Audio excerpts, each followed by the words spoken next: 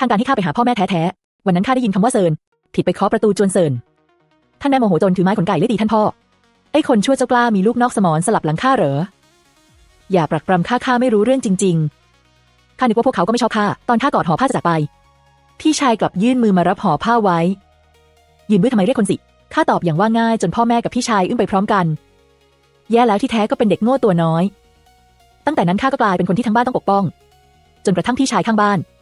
เซินอวีมาถึงบ้านเขาถามข้าว่าเจ้าไม่รู้หรือว่าพี่ชายตัวเองหน้าตาเป็นอย่างไรแม้แต่นามสกุลก็ยังจำผิดได้หรือข้าต่างหากคือพี่แท้ๆของเจ้าคนจากทางการบอกว่าหาพ่อแม่แท้ๆให้ข้าเจอแล้วยังย้ำกับข้าเป็นพิเศษว่านางหนูเจ้าจำไว้ให้ดีเจ้าต้องกลับจวนเซินไม่ใช่จวนเซินสองบ้านนี้ประตูอยู่ใกล้กันมากอย่าไปผิดที่ข้าก็จำอย่างซื่อๆระหว่างทางท่องตลอดเซินไม่ใช่เซินหรือเซินกันนะพอถูกคนถามเข้าข้าก็ลืมคำที่ควรจำทันทีรีบหยุดเดินแล้วเงยหน้าถึงรู้ว่ามาถึงหน้าประตูสกุลเซินแล้วเด็กชายยืนอยู่บนถนนหินอย่างวางท่ามองข้าด้วยความสงสัย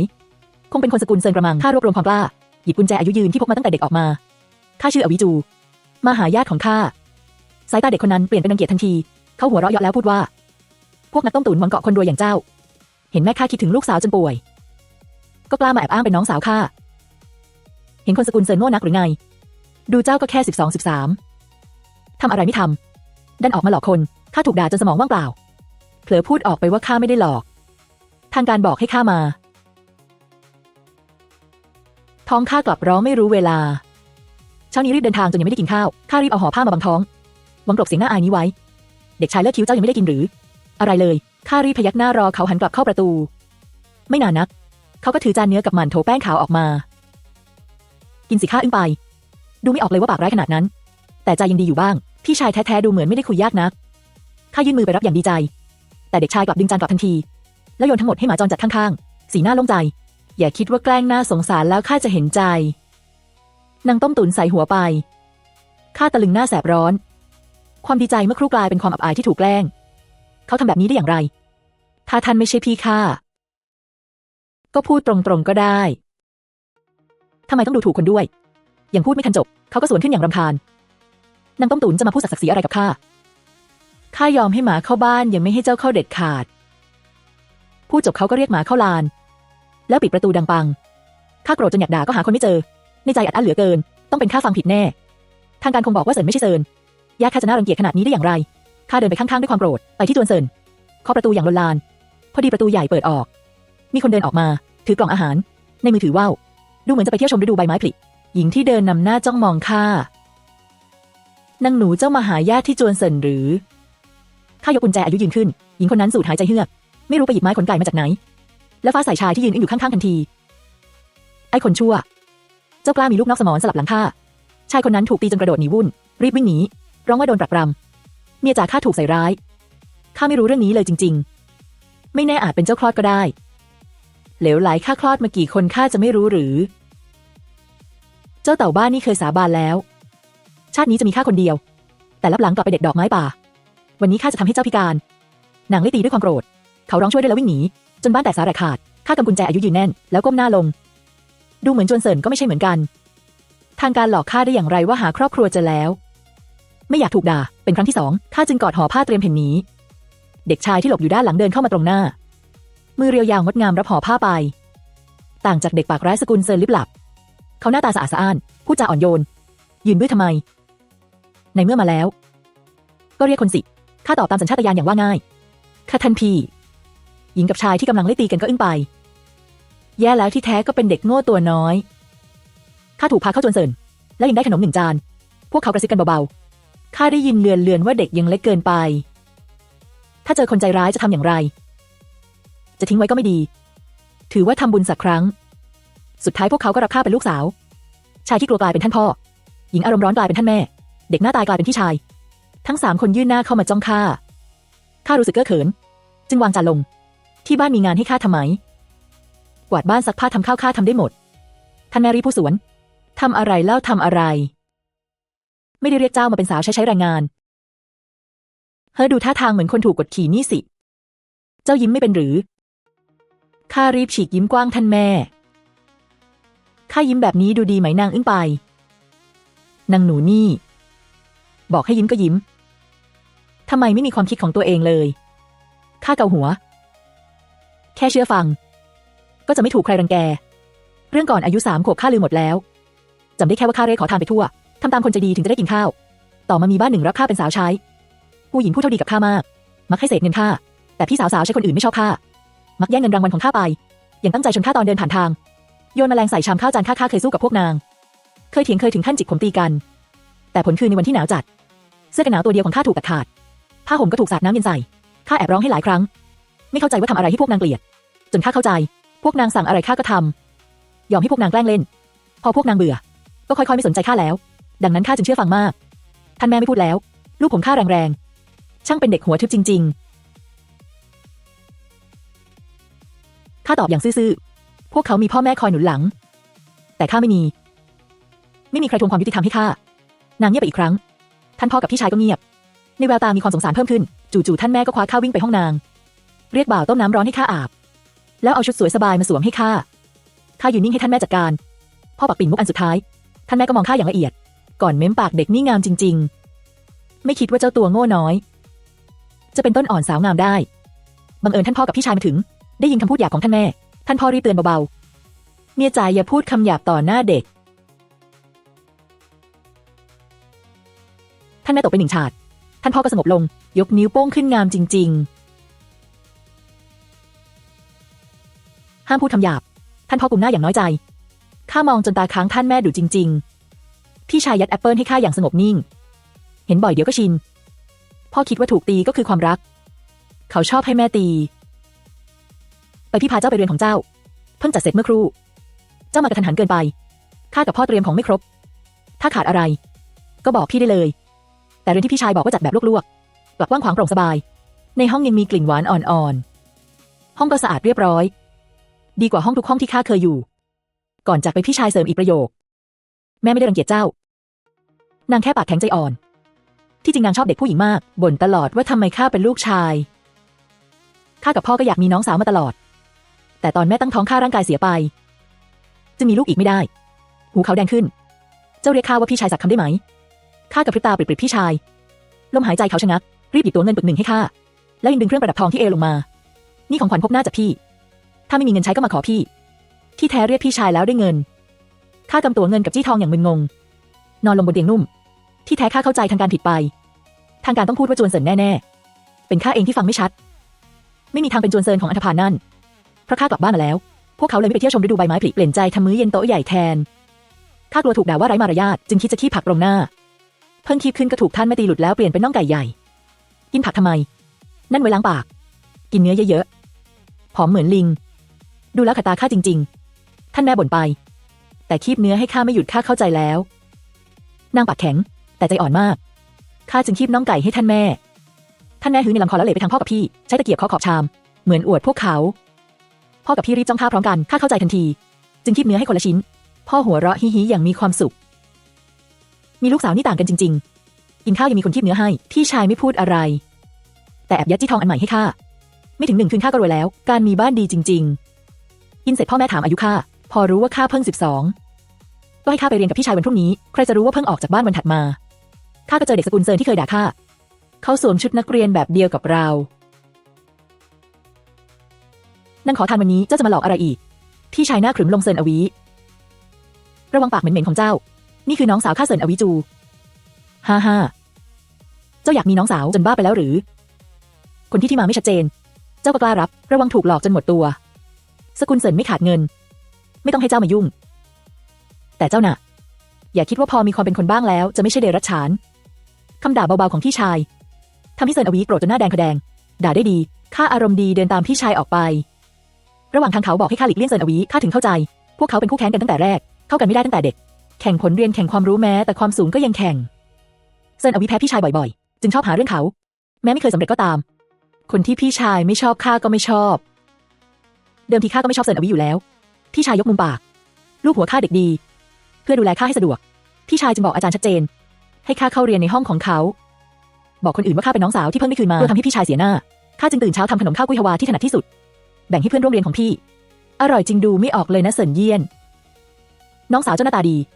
มือยังเก่งอีกได้ยินเจ้าบ่นหลายครั้งว่าอยากมีน้องสาว ข้านึกว่าเจ้าเป็นลูกคนเดียวที่แท้ก็รอน้องสาวกลับบ้านน้องสาวขอข้าอีกชิ้นเจ้าทำหอมมากจริงๆข้ารีบส่งให้พี่ชายเชิดคางสูงดูภูมิใจมากตอนนั้นเซินอวิเข้ามาแล้วเหยาะว่าขนมผูๆชิ้นเดียวมีอะไรให้อวดพวกเจ้าก็แค่อยากเอาใจสกุลเซินพูดไปเขาก็แย่งขนมจากมือคนอื่นกำลังจะประชด2 คำแต่คิ้วกลับขมวดทำไมเหมือนที่แม่ข้าทำเลยชอบเอาข้าวเหลืองเป็นไส้เหมือนกันข้ารีบร้อนพูดข้าไม่ได้คลอดลูกน่ารังเกียจอย่างเจ้าหน้าเซินอวิเขียวคล้ำคนข้างๆกลั้นหัวเราะไม่ไหวพี่ชายก็หรี่ตาน้องข้าพูดไม่ผิดนางยังไม่ถึงวัยปักปิ่นเจ้าอย่ามั่วเรียกแม่จะทำลายชื่อเสียงนางเซินอวิยิ่งเดือดถ้าหลึงตามองข้าอย่างดุร้ายโยนขนมทิ้งแล้วเดินหนีไปข้าฝืนไว้ไม่ให้ขาอ่อนตอนนี้ข้ามีพี่ชายแล้วข้าไม่กลัวบ่ายนั้นพี่ชายถูกอาจารย์ร้องไว้คุยเรื่องสอบให้ข้ากลับจวนก่อนสำนักเรียนอยู่ไม่ไกลจากบ้านข้ามถนนไม่กี่สายก็ถึงแต่ข้าเห็นท่านลุงคนหนึ่งหน้าประตูใหญ่นั่งอยู่บนถนนหินหน้าจวนเซินถอนหายใจยาวอย่างลูกท้องด้วยคิดอยู่ครู่หนึ่งข้าจึงยื่นขนมที่เหลือให้ถ้าท่านหิวลองกินดูได้เรื่องนี้ข้าเข้าใจดีความทรมานเวลาอดข้าวไม่ง่ายเลยท่านลุงสายหัวขอบใจนะนางหนูข้าไม่ได้หิวแค่กังวลว่าโรคของภรรยารักษาไม่หายลูกชายที่บ้านก็ไม่รู้ความไม่ตั้งใจเรียนนิสัยก็แย่มากข้าปลอบว่าถ้าป่วยก็ต้องมียาที่ตรงโรคอีกอย่างต่อให้ลูกชายท่านแย่ก็คงไม่แย่เท่าคุณชายจวนเซินข้าชี้นิ้วไปทางจวนเซินแล้วลดเสียงลงท่านลุงท่านไม่รู้อะไรคุณชายจวนเซินแย่มากเอาอาหารมาหยอกล้อข้าเลยวกว่าสัตว์เสียอีกหน้าท่านลุงเปลี่ยนไปถ้าข้าเป็นพ่อแม่เขาเลี้ยงลูกแบบนี้ข้าคงโมโหตายวันละ800 รอบหน้าเขาดำลงอีกนิดดังนั้นเมื่อเทียบกับเด็กบ้านนั้นลูกชายท่านลุงก็ต้องดีกว่ามากใช่ไหมข้าถามยิ้มพอดีท่านพ่อกลับบ้านอวิจูเจ้าคุยอะไรกับนายท่านเซินข้างบ้าน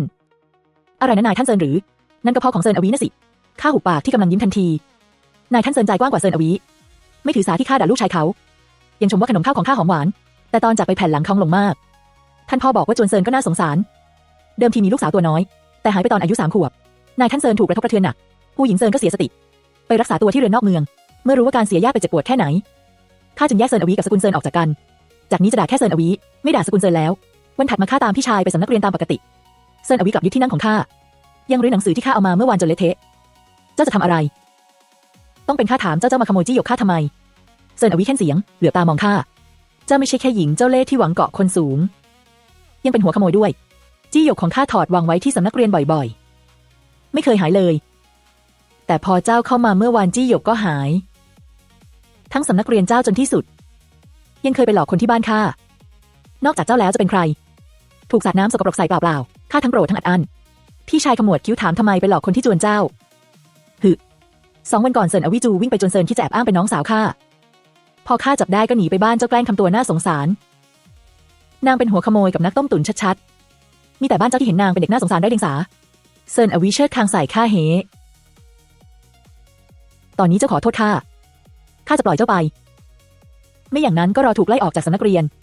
ข้าไม่ได้ขโมยจี้หยกเขาทำไมต้องขอโทษแต่เพื่อนร่วมเรียนทยอยเข้ามามุงดูอยู่ไม่ไกลสายตามองมาที่ข้าบ่อยๆแล้วกระซิบกับพี่ชายน้องสาวของเซินเยี่ยนไปหยิบของคนอื่นได้อย่างไรถ้าเรื่องนี้ถึงหูอาจารย์ต้องกระทบการสอบใหญ่ปีหน้าของเขาแน่เซินเยี่ยนทำตัวเรียบร้อยมาตลอดไม่ชอบก่อเรื่องแต่น้องสาวเพิ่งเข้าบ้านก็หาเรื่องให้เขาแล้วถ้าข้าเป็นเซินเยี่ยนคงอยากไล่นางออกจากบ้านเสียด้วยซ้ำเรื่องนี้ยังไม่รู้ความจริงจะตัดสินว่าอวิจูเป็นขโมยก็รีบเกินไปคำนวณเวลาแล้วอาจารย์ใกล้มาแล้วเล็บจิกเข้าไปในฝ่ามือข้าจะรับผิดแทนดีไหม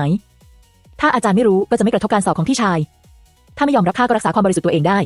ข้าควรยอมรับหรือไม่ยอมรับพี่ชายดีกับข้ามากข้าไม่อยากสร้างปัญหาให้เขาข้ากลั้นน้ำตาว่าอวิจูพี่ชายขัดคำพูดอ่อนยอมของข้าแววตาหนักแน่นเจ้าไม่ได้ทำผิดอะไรไม่ต้องขอโทษพี่เชื่อว่าเจ้าไม่ได้แตะต้องเถียงกลับไปเจ้ามีพี่ชายกับพ่อแม่คอยปกป้องตอนนี้เจ้าไม่ต้องแกล้งว่าง่ายแล้วและไม่มีใครกล้ามารังแกเจ้าแน่ใช่ครอบครัวคือที่พึ่งที่แข็งที่สุดข้าไม่จำเป็นต้องหดหัวหดมือข้าสูดจมูกแล้วชี้ไปที่เซินอวิพูดชัดถ้อยชัดคำเจ้าคนโง่ใครจะอยากได้หยกผูกของเจ้าข้ามีสร้อยทองที่พี่ชายให้มีค่ากว่าของเจ้าอีก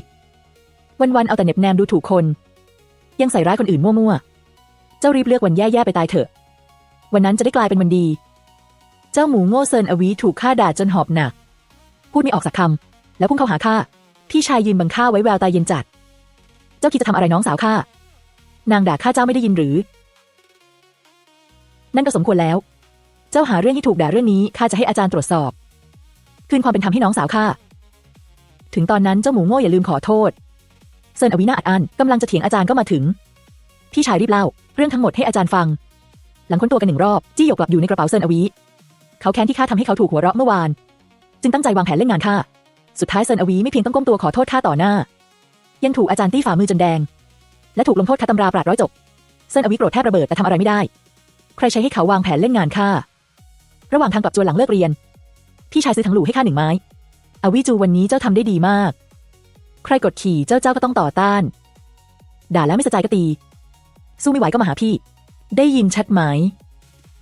ได้ยินชัดแล้ว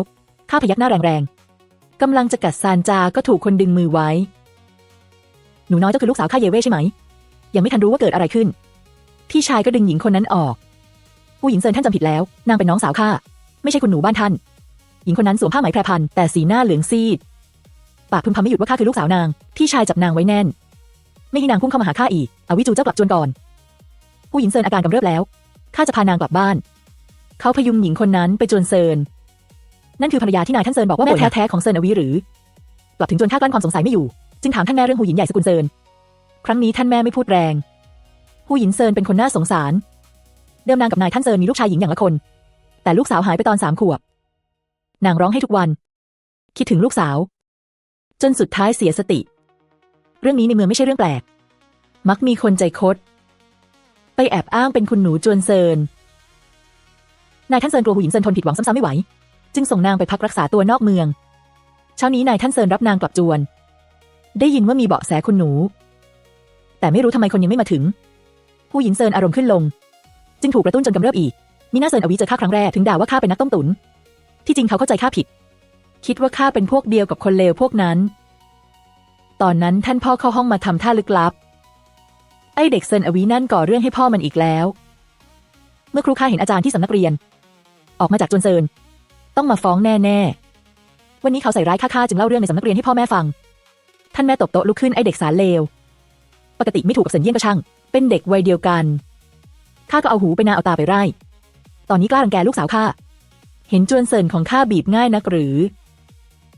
ท่านพ่อรีบดึงภรรยาไว้เจ้าอย่าเพิ่งโมโหจะไปเอาเรื่องถึงบ้านก็ต้องพกอาวุธนัดมือไปด้วยเขาหยิบไม้ขนไก่บนพื้นอย่างคล่องแคล่วท่านแม่เก็บมือที่กำลังจะตีเขาทันทีไปจวนเซินขอคำอธิบายท่าทางดุเหมือนปีศาจอย่าทำถึงตายจนเกี่ยวพันถึงบ้านข้านะข้ารีตามไปนายท่านเซินกำลังด่าเซินอวีในห้องโถงท่านแม่ข้าไม่เกรงใจยกไม้ขนไก่ฟาดใส่เซินอวีทันทีให้เจ้าใส่ร้ายลูกสาวข้าวันนี้ข้าจะตีเจ้าให้ตายแม่เจ้าไม่มีเวลาสั่งสอนข้าสั่งสอนแทนเองอย่าตีแล้วท่านน้าเซินข้ายอมรับผิดท่านแม่ไม่สนเขาวิ่งหนีนางไล่ตามตีจนเขาร้องโอดโอย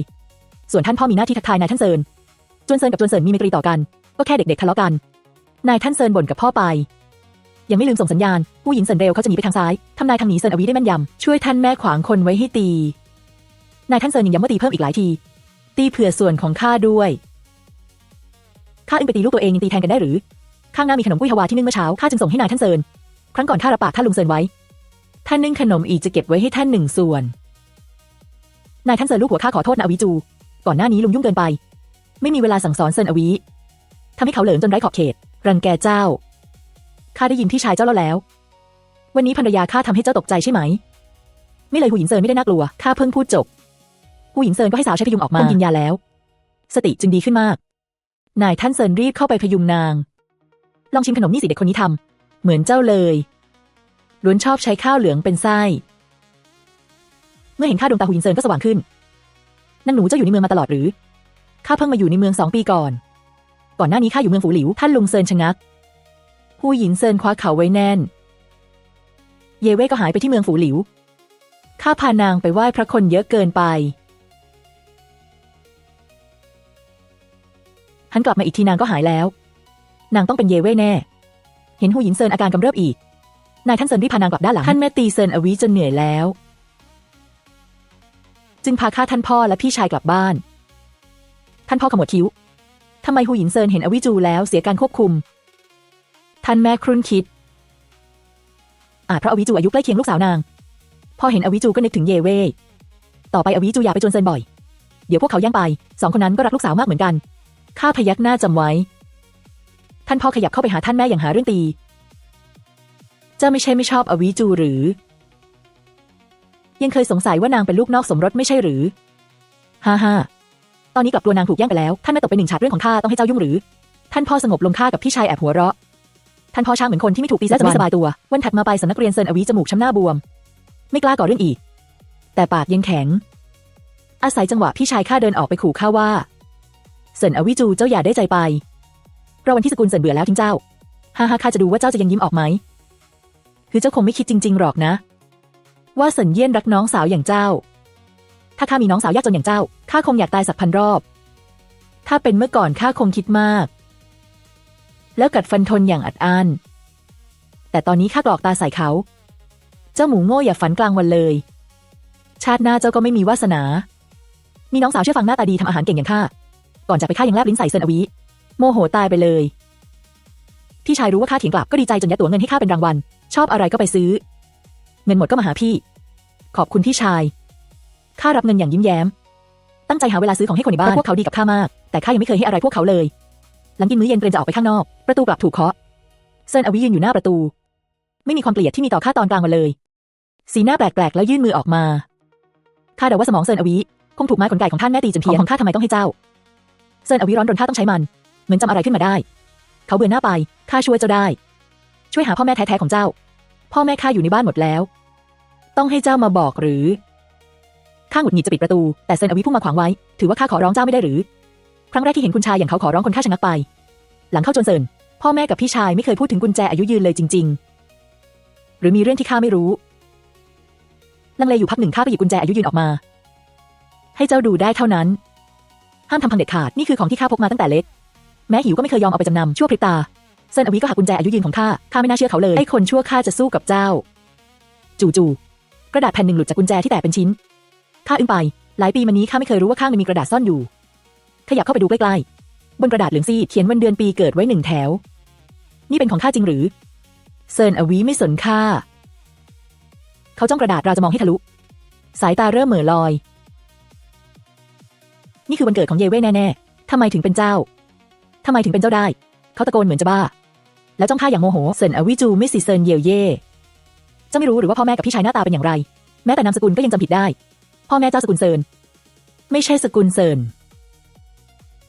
ข้าต่างหากคือพี่แท้ๆของเจ้าข้าตะลึงผ่านไปนานมากข้าถึงยอมรับความจริงนี้ได้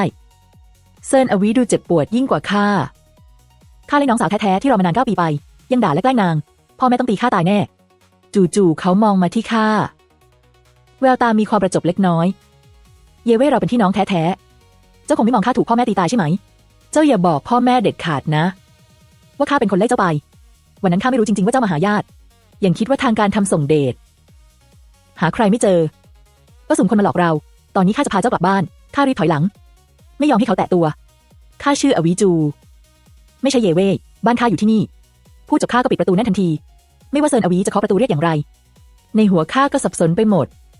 ใครจะคิดว่าเจ้าหมูโง่นั่นคือพี่ข้าสับสนเซินกับเซินจริงๆลังเลอยู่พักหนึ่งข้าก็เล่าเรื่องทั้งหมดให้พ่อแม่กับพี่ชายฟังไม่อยากปิดบังพวกเขา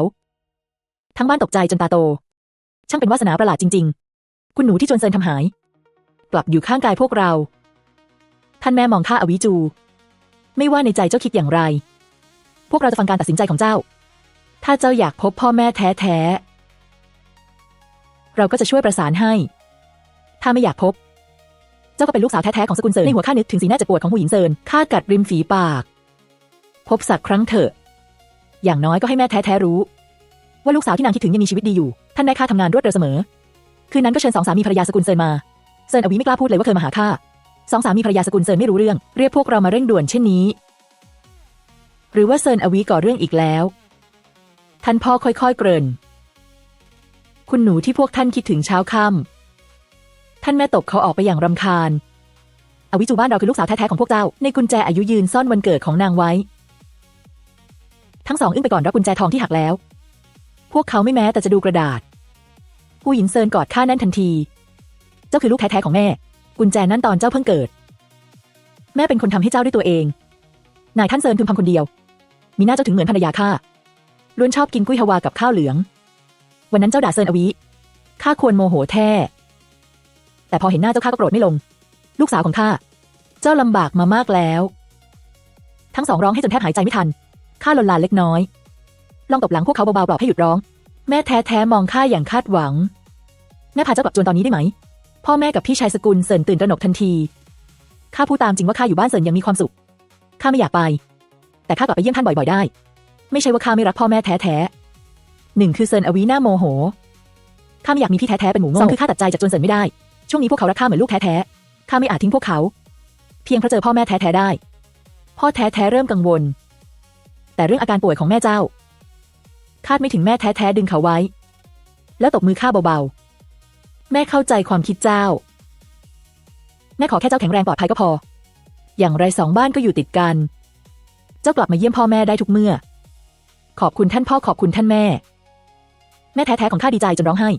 ถอดกำไลทองที่ข้อมือให้ข้าทันทีหลายปีมานี้พี่ชายเจ้าก็คิดถึงเจ้ามากแม่จะเรียกเขามาเดี๋ยวนี้ไม่ต้องแล้วท่านแม่ถึงเวลาข้าจะไปบอกพี่เองเซินอวิเคยแกล้งและด่าข้าไม่มีทางให้เขาสบายใจแน่ข้าแอบหัวเราะในใจหลังพ่อแม่แท้ๆกลับไปคืนนั้นท่านแม่เข้ามาในห้องข้าเอาชุดใหม่ที่จะใส่พรุ่งนี้มาให้ก่อนจากไปจู่ๆก็พูดว่าอวิจู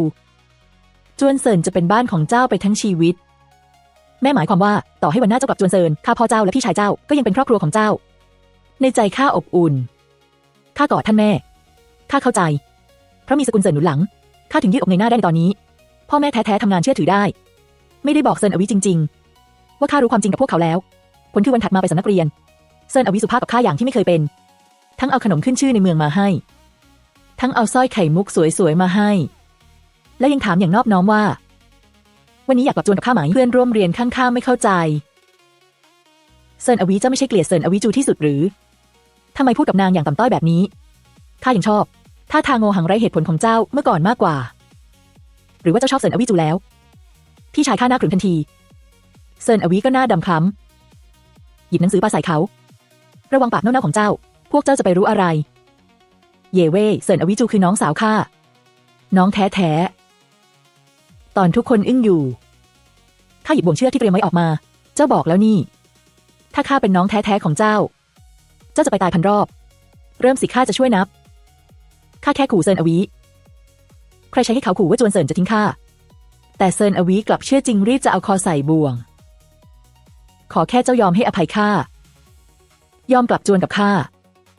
วันนี้ต่อให้รัดคอตายก็คุ้มพี่ชายแค่นเสียงเย็นอย่าคิดว่าใช้แผนเจ็บตัวแล้วจะหลอกอวิจูไปได้ก่อนหน้านี้จะทำให้อวิอับอายยังใส่ร้ายนางว่าขโมยเงินด่าว่านางเป็นหัวขโมยนักต้มตุ๋นตอนนั้นทำไมไม่คิดขอโทษถ้านางไม่ใช่น้องแท้ๆของเจ้านางก็สมควรถูกเจ้ารังแกฟรีๆหรือต้องรอทั้งชีวิตก็ไม่ได้คำขอโทษจากเจ้าหรือพี่ชายข้าพูดถูกเซินอวินิสัยแย่มากไม่เกี่ยวกับสายเลือดเขาเป็นคนที่น่ารังเกียจล้วนๆเซินอวิโกรธจนพูดไม่ออกข้าคุยกับน้องสาวข้าไปเกี่ยวอะไรกับเจ้าด่าพี่ชายข้าแบบนี้ไม่ได้ข้ารีบลุกขึ้นขอโทษพี่ชายข้าเดี๋ยวนี้เซินอวิเดือดข้าต่างหากคือพี่ชายแท้ๆแล้วอย่างไรถ้าเจ้าไม่ยอมรับข้าจะไปบอกพ่อแม่ว่าเดิมทีข้ากลับบ้านได้แล้วแต่เป็นเจ้าไล่ข้าไปเขาหมดฤทธิ์ทันทีก้มหน้าขอโทษพี่ชายอย่างหงุดหงิดขอโทษจริงๆข้าแพ้แล้วพี่ชายแค่เสียงเบาๆมือข้างหลังยกนิ้วโป้งให้ข้าทำได้ดีมากน้องสาวข้าก็หาวิธีจัดการเซินอวิได้แล้วตั้งใจสั่งเขาไปรินน้ำชาส่งน้ำให้พี่ชายเมื่อก่อนเจ้าชอบกีดกันพี่ชายข้าไม่มีเหตุผลที่จะไม่เอาคืนใช่ไหมพี่ชายเข้าใจข้าตั้งใจหาเรื่องร้อนเกินไปเททิ้งเย็นเกินไปเททิ้งเจ้าหมูโง่ไม่รู้จักควบคุมความร้อนหรือหน้าเซินอวิเขียวคล้ำแต่ไม่กล้าพลิกหน้าเติมน้ำเสร็จยังช่วยนวดขาทุบไหล่ให้พี่ชายซีดเบาๆไม่ได้กินข้าวหรือแรงเบาขนาดนี้เจ้าจะบีบข้าให้ตายหรือเซินอวิทนไม่ไหวจ้องข้า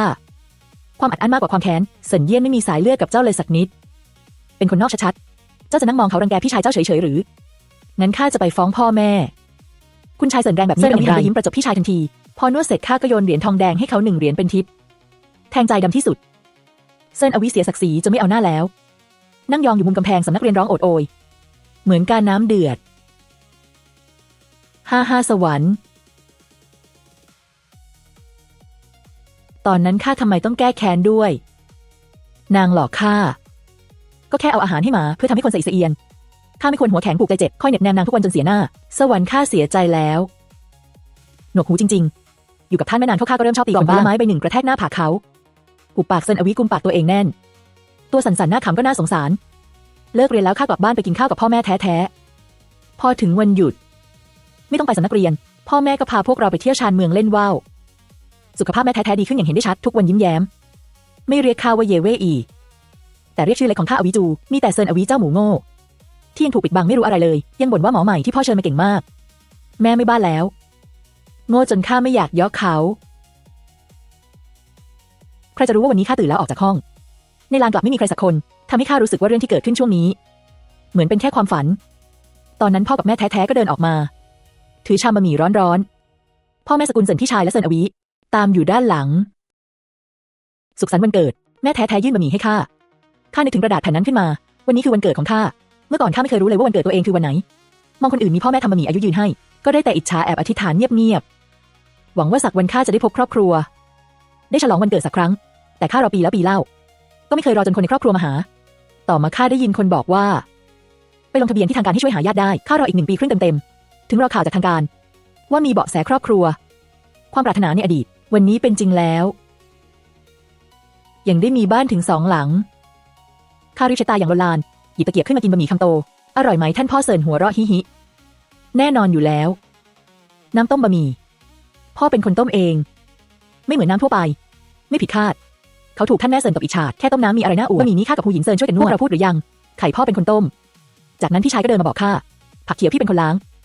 ไม่ได้ให้เซินเอาวิยุ่งพี่รู้ว่าเจ้าเกลียดเขาเจ้ากินได้อย่างสบายใจเซินอวิมองอย่างกับแค้น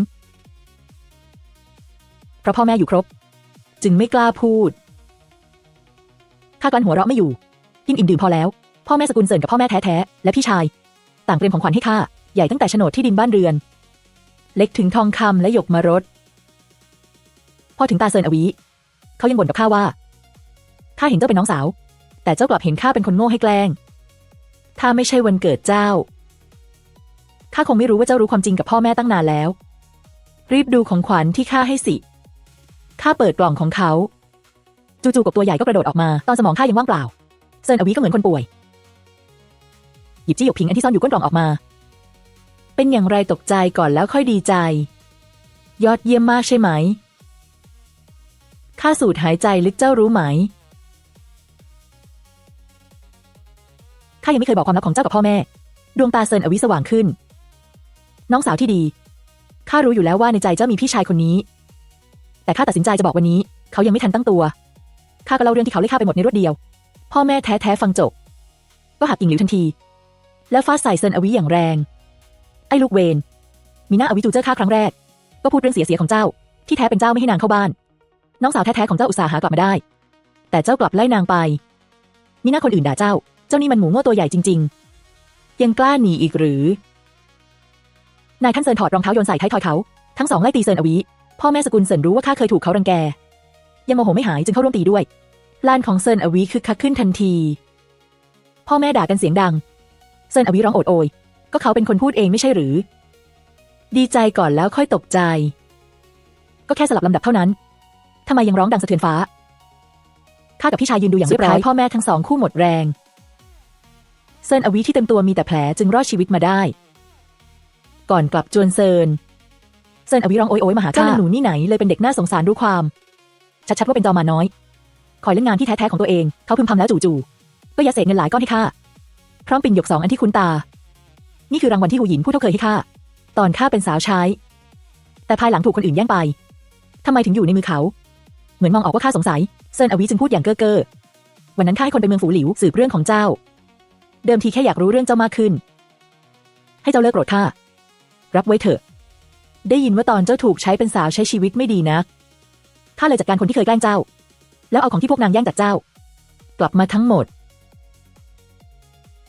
ข้าอึ้งไปคิดไม่ถึงว่าเขาจะทำเรื่องที่เป็นคนเป็นราวได้ข้าเป็นเด็กที่มีบ้านแล้ว